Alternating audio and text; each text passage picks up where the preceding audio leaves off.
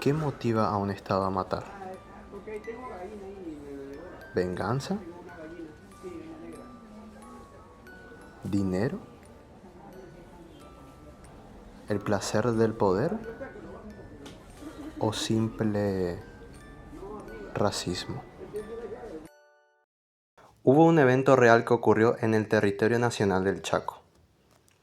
Las comunidades Com y Mocoit, vestidas de reclamo, se concentraron en la reducción de Napalpi para encontrarse con el poder territorial. Su rostro era el de la policía y los administradores de la reducción. Los reconocieron enseguida. Eran los mismos que controlaban sus vidas bajo un régimen de encierro. Nosotros no somos esclavos.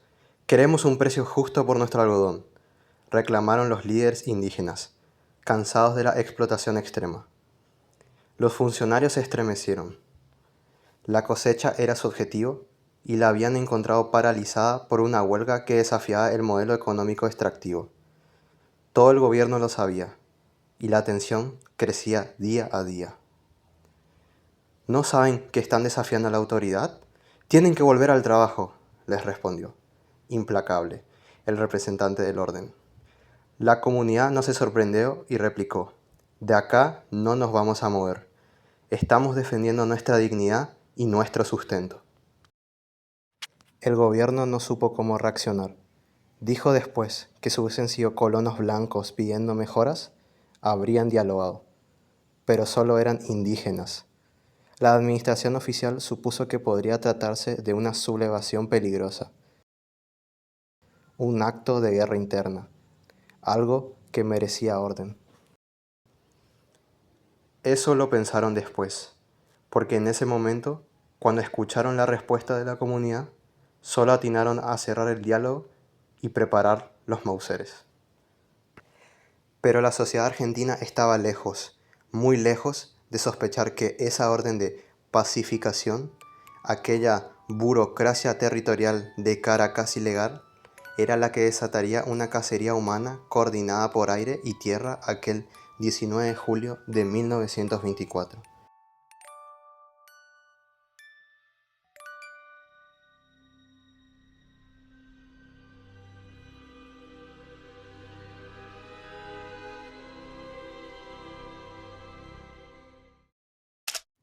Acontecimientos como estos ocurren en todo el país y a lo largo de su historia también, como la masacre de Rincón Bomba en Formosa en 1947 o la masacre de Napalpi en Chaco en 1924.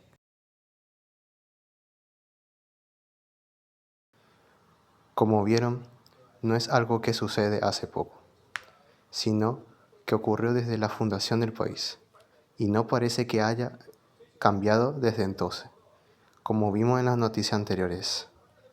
Así que, ¿por qué sucede todo esto? Bueno, para contestar esta pregunta vamos a remontarnos un poco en el pasado, en el periodo de la colonización de América. España llegó al territorio que hoy conocemos como Argentina en el siglo XVI, pasando así el proceso de colonización. Uno de los métodos usados contra los indígenas fueron las encomiendas, un supuesto sistema de protección y evangelización, pero que en realidad era un régimen de trabajo forzado y explotación para apropiarse de la fuerza laboral indígena. Desde ese tiempo, ya podemos observar el trato que recibieron los denominados indígenas. Aunque las normas los reconocían como sujetos con derechos, eran considerados inferiores y sometidos al control. El tiempo pasó, el dominio español se estableció y virreinatos fueron formados, tal como sucedía en el virreinato del Río de la Plata. Ahora nos iremos al siglo XIX. Mientras Napoleón invadía España, en el virreinato del Río de la Plata, unas pequeñas semillas se sembraron en el corazón de pobladores y criollos. La libertad. Una de las obras que transcurren en este periodo es El rastro de la canela de Liliana Bodoc. La historia nos cuenta el romance entre Amanda Encinas, hija de una familia de prestigio, y Tobías Tatamúes, un mulato. Pero nos centraremos en este último, Tobías. Este era hijo de un blanco poderoso y un esclavo. Aunque técnicamente era un hombre libre, toda su vida fue marcada por su origen. Durante la historia se nos revela que forma parte de los Chisperos, un grupo revolucionario que lucha por la libertad. Este grupo sí existió en la vida real, liderados por Domingo French y Antonio Luis Berotti, mejor conocidos como la Legión Infernal, que lucharon en la independencia. Pero este no fue el único grupo revolucionario. También existían otros, como por ejemplo los Gauchos de Güemes, liderados por Martín Miguel de Güemes, conformados, como su nombre lo dice, por gauchos, gente rural, campesina o trabajadores rurales. Pero también había mestizos, afrodescendientes e incluso indígenas, buscando la libertad frente a la opresión española. Pero volviendo con Tobías, durante la novela se nos presenta la imposibilidad del amor entre Tobías y Amanda. Para la sociedad de prestigio de Amanda, este vínculo era impensable. La idea de que una mujer de élite se case con un mulato cualquiera era tan desagradable como ver barro en los zapatos de baile, que claramente desafiaba las estrictas normas por un sujeto racialmente inferior. Es curioso ver cómo para su familia, Amanda no era más que un objeto para poder aumentar sus riquezas o influencia, sin ella tener poder de opinión o decisión. Podríamos decir que Amanda sufría un tipo de esclavitud indirecta, a ver cómo estas normas sociales anulaban su autonomía y carecía de una ciudadanía civil plena al no poder administrar sus bienes o decidir con quién casarse o con quién no. Una especie de prisión de oro donde su propio estatuto social la limitaba. Al final de la novela, se nos da a entender que Tobías se unió a los ejércitos libertadores mientras que Amanda se quedó en Montevideo. Pero, pese a que los gauchos e indígenas colaboraron para obtener su libertad y la libertad de todos los habitantes del virreinato, parece que la sociedad hizo caso omiso a todas esas acciones. Se le siguió viendo al gaucho como vago y al indígena como un salvaje, como por ejemplo la campaña de Rosas del Desierto en 1833, donde miles de indígenas fueron asesinados, capturados y esclavizados. Curiosamente, hay un libro que habla sobre este tema y nos demostró que hasta un simple libro es capaz de cambiar una sociedad entera. El Martín Fierro. Este libro, escrito por José Hernández, nos cuenta la historia de un gaucho argentino que vive en La Pampa con su familia hasta que las autoridades lo llevan injustamente a la frontera para combatir a los indígenas. La obra explora temas como el fraude en las elecciones democráticas, la represión hacia el gaucho y la búsqueda de la libertad. Lo curioso de este poema es el contexto político en el que se escribió. En ese tiempo, Sarmiento era el presidente, llevando a cabo políticas modernizadoras y centralistas con el objetivo de modernizar a la Argentina, pero que no dudaba en usar la violencia y la represión cuando lo creía necesario. Esto levantó críticas en la población. Entre ellas incluía a José Hernández, quien utilizó su obra para criticar al gobierno usando la figura del gaucho como víctima. Hernández era un fiel opositor de Sarmiento. No estaba de acuerdo con sus políticas centralistas y autoritarias, y esto se ve reflejado en la obra, en cómo la autoridad y la ley es representada como el villano principal. Hernández se reconocía por ser un defensor de los derechos de los gauchos. Caso contrario con Sarmiento, que quería deshacerse de ellos por considerarlos un obstáculo para la modernización del país, justificando así los abusos cometidos contra los gauchos, como, por ejemplo, las denominadas levas forzadas, que consistían en sumas de hombres al ejército en contra de su voluntad. Hernández sabía que la literatura era una herramienta poderosa para transmitir ideas, por lo que en su obra denunció todas las injusticias que sufría el gaucho y que gran parte de la población alfabetizada desconocía. Otro personaje clave dentro de la ida es el Sargento Cruz, cuya aparición cambia por completo el rumbo de la historia. Al principio, él forma parte del grupo enviado para apresar a Fierro, es decir, representa la autoridad que persigue al gaucho.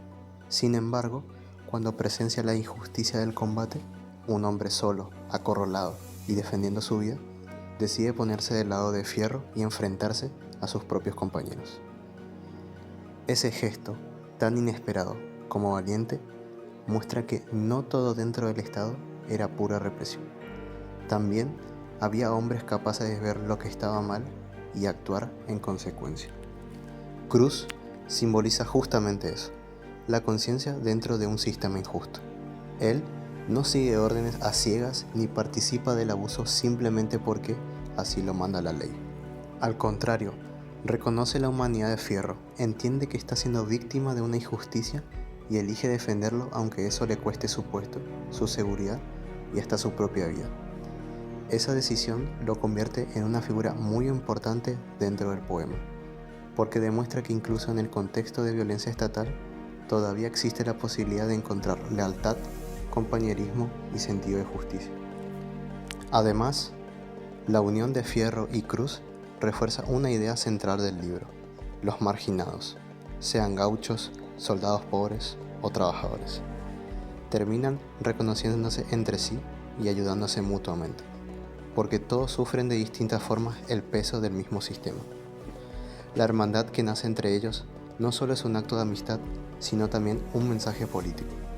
Cuando el Estado abandona a los de abajo se unen entre sí. Cruz, entonces, no es un simple acompañante de Fierro. Representa la esperanza de que todavía se puede elegir lo justo, incluso cuando todo alrededor empuja en la dirección contraria. Y por eso su figura sigue siendo tan recordada dentro del poema.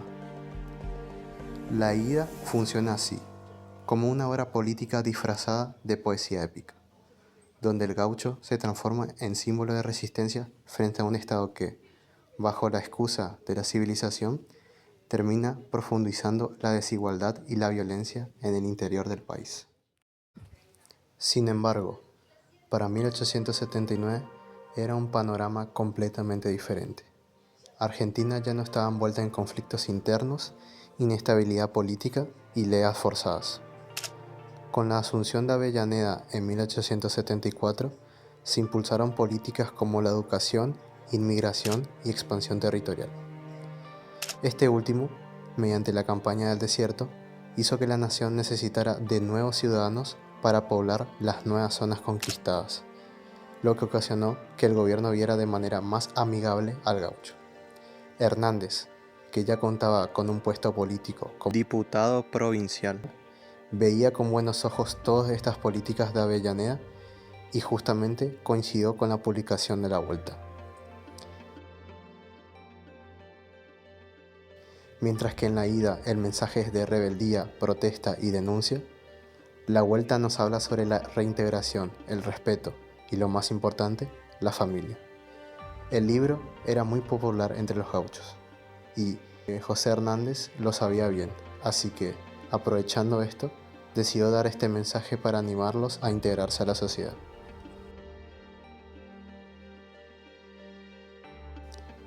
Pero consideramos que también es un mensaje para la misma sociedad, para demostrarles que el gaucho puede cambiar, que puede dejar esa vida de forajido para reformarse y redimirse.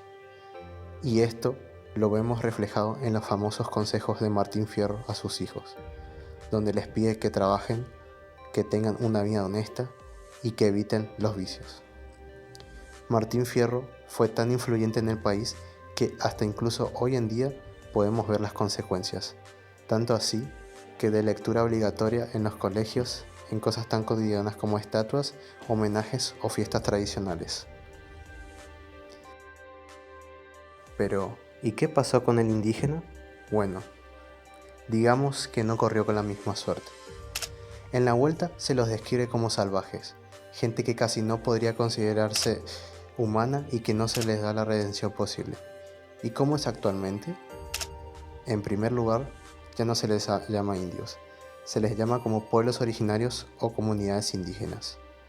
Y en comparación con los tiempos del Martín Fierro, actualmente tienen mayor reconocimiento, derechos y protección, y que además se intenta preservar su cultura como la medicina tradicional, idioma o arte. Pero todavía persiste temas como la discriminación y estereotipos de vagos, ocupas o atrasados, además de tener conflictos por tierras ancestrales en provincias como Río Negro, Salta, Jujuy o Formosa. Así que, mientras una parte de la población los apoya y considera justo a su lucha, la otra los ve como usurpadores o vagos, justo como a los gauchos hace varias décadas atrás.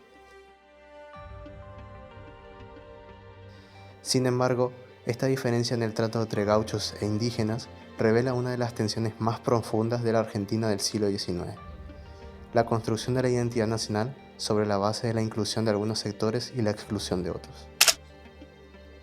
Mientras que el gaucho fue absorbido simbólicamente por el proyecto nacional, primero como fuerza militar y luego como emblema cultural, los pueblos originarios quedaron al margen de ese proceso. Esto no solo se reflejó en la literatura de la época, sino también en las políticas públicas que buscaban ocupar el desierto, una frase que, en realidad, significó desplazar por la fuerza a comunidades que habitaban esos territorios desde mucho antes de la existencia del Estado argentino.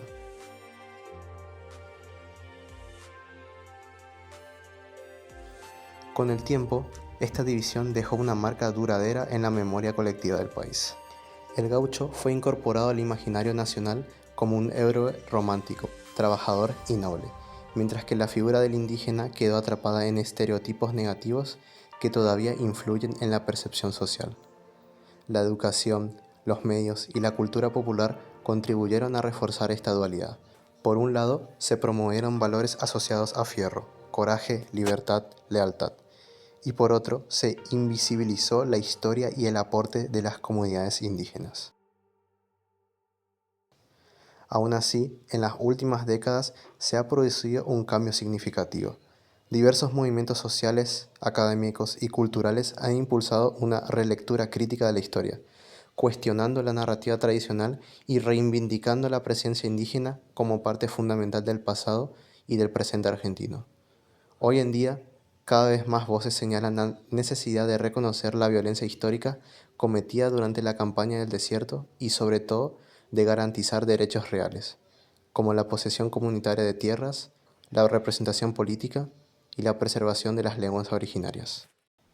Un indígena fue representado por el sistema y por gran parte de la literatura, como en La Vuelta de Martín Fierro, como alguien que no podía ser civilizado, alguien que no tenía redención posible. Eran representados como salvajes, vagos y usurpadores, personas que no desarrollaron la comprensión total del mundo del hombre blanco y por lo tanto no entendían de moralidad, ni respetaban el concepto de propiedad privada, ni medían las consecuencias de sus actos sobre las tierras conquistadas. El gaucho, en cambio, sí pudo ser absorbido. El relato cultural dijo: si trabajás, si dejás la vida de forajido, si tenés una vida honesta, te aceptamos en nuestra familia nacional. El gaucho podía cambiar y reformarse. Pero el indígena era el otro absoluto, el que desafiaba la construcción de la identidad nacional. Por eso quedó al margen, fuera del proceso, atrapado en estereotipos negativos. También hay un miedo a no ser creído.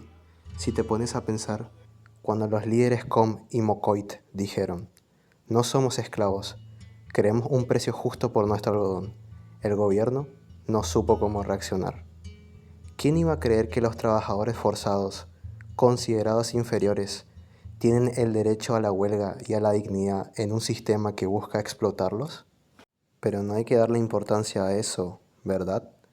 La historia siempre nos dijo que los indígenas eran sucios salvajes que se la pasaban robando, matando o secuestrando gente de nuestra nación.